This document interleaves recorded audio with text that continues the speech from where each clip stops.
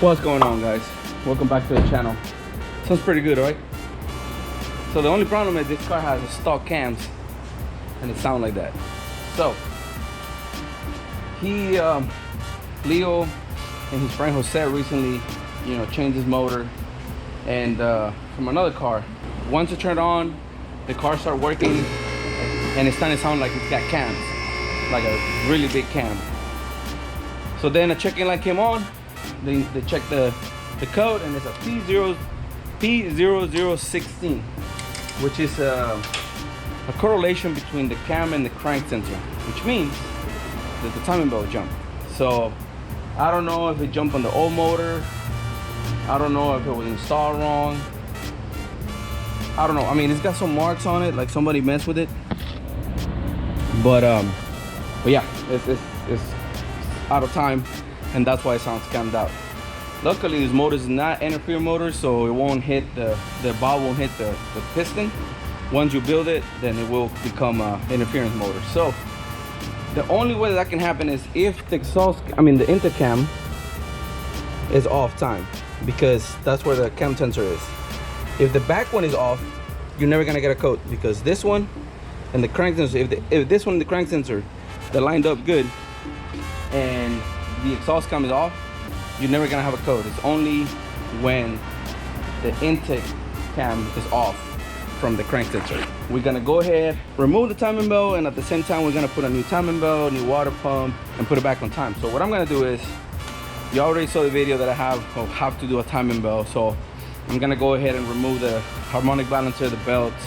I'm gonna drain the coolant and then pull the belt. Oh, before I pull the belt, I'm gonna put it on time, and I'm gonna show you guys what you look for when you have a P0016. Now, this not only applies on the Neon, but it applies on any car that's got a timing belt or a timing chain also.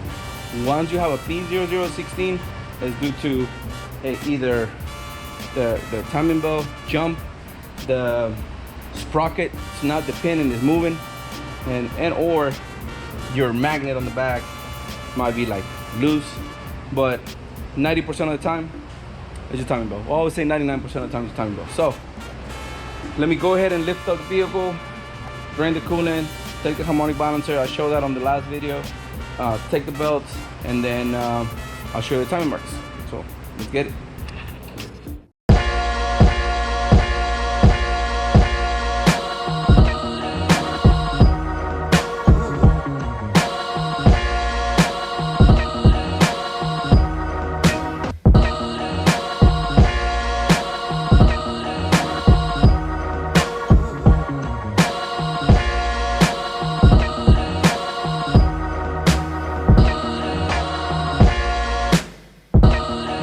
Alright guys, check it out.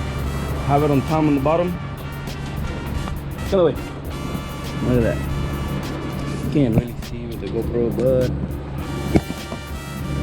way off. And that's why you get the P0016 code. So I put it on time on the bottom. I don't know what. Hey, wait, can you find me a flashlight? What? A flashlight? So I put it on time on the bottom.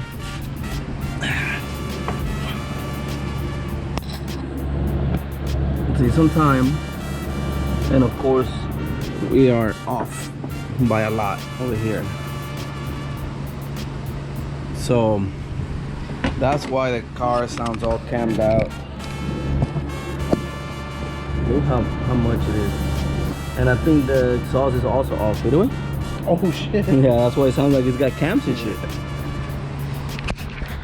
So now we're gonna go ahead and take the water pump, the timing belt, the water pump, put it all new, put it back on time, put it all back together, and then check the code, and hopefully we got no more codes. So already drained the coolant, took the harmonic balancer out.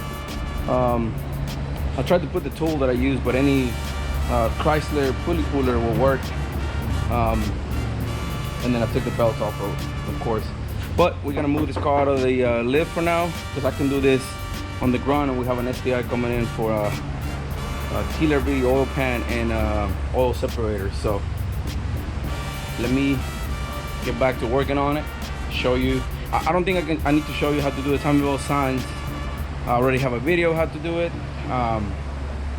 but I'm gonna show most of the stuff that we're gonna do. Like I said, if you have a P0016 code, this is the way you're gonna have to fix it, or this is the way you're gonna diag it and then fix it. So let me get back to it and keep checking the video. Timing belt already back on. The marks match. And remember, the pulley on the bottom, I don't know if I can show you, but the pulley on the bottom, the mark is not on the teeth itself right here. It's actually right at the end. So you see your mark here and your little triangle here. If you look at the point, it's not right center. So that's why a lot of people get this wrong on top, because they try to put that center right here and this is not gonna match. So it's a little bit actually to the right, almost at the end of the teeth of the gear, and then everything will line up perfect right here. Right, so we did a new OEM water pump, new tensioner, a new idler pulley, and then of course the new belt. We just went ahead and replaced all that to be on the safe side. And I'm gonna show you on the tensioner. So when I got this car, this tensioner was maxed out all the way to the top. Right, so it was all the way out, pegged out, right? So the rule for this to get it right is, you know, you're gonna start all the way on the bottom. So you're gonna start all the way on the bottom, right? And then you're gonna put tension into, you see this little thing, little spring. See how it moves? Spring lines up right there. Once you have it lined up, that's it. Don't go anymore. If it's too low, you don't have enough tension. If it's past that, you got too much tension. And if you go all the way through, this is solid, and at that point it's not gonna flex with the timing belt. It's just gonna be solid. This is gonna allow a little bit of flex on the pulley without making the timing belt jump. So if you look at it, this one, the other one, this square right here was all the way up here. This is like right here, and I'm almost dead center on the tensioner, so we're good on that. So now I'm gonna put everything back together. Of course, this is a pain in the ass. It's always a pain in the ass, that bracket. But on this one, it's really easy because it's got no covers.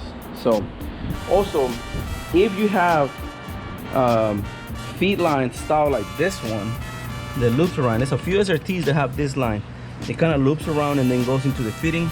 You have to disconnect it to have enough room to lift the motor up, so you can get access to the timing belt and the bracket, especially the bracket.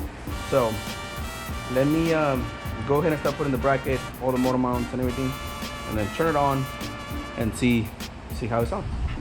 So let's get to it.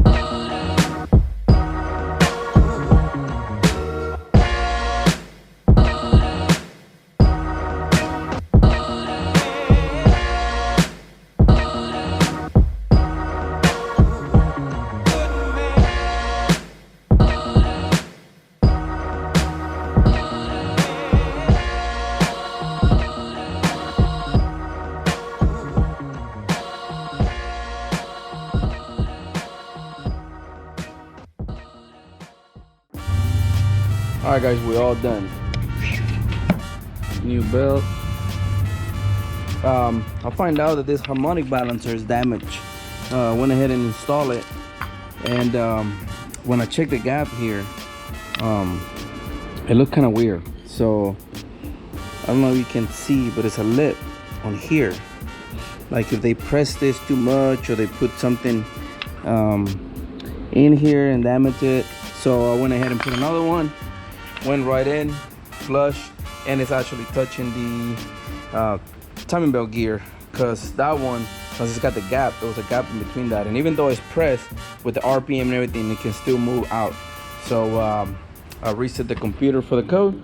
Let's turn it on. Let's see.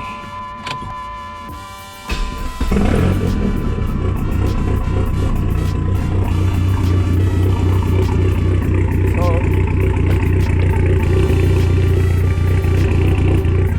the fuel trims and everything is adjusting because I just pulled the fuel, but now it sounds like a regular non-cammed out neon.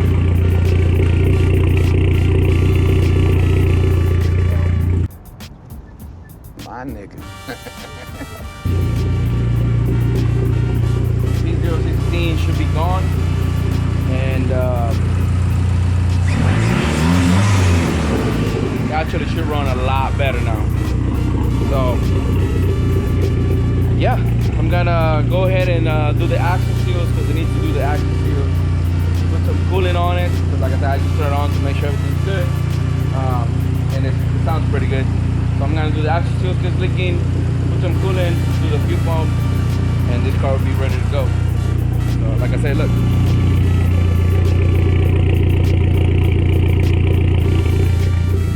Sounds like a normal neon now. So we on time, we good. We should not have that code anymore. So that's it. So pretty much, if you have a P0016 code, which is a correlation between the cam and the crank sensor, more likely your timing belt jump or your timing is off.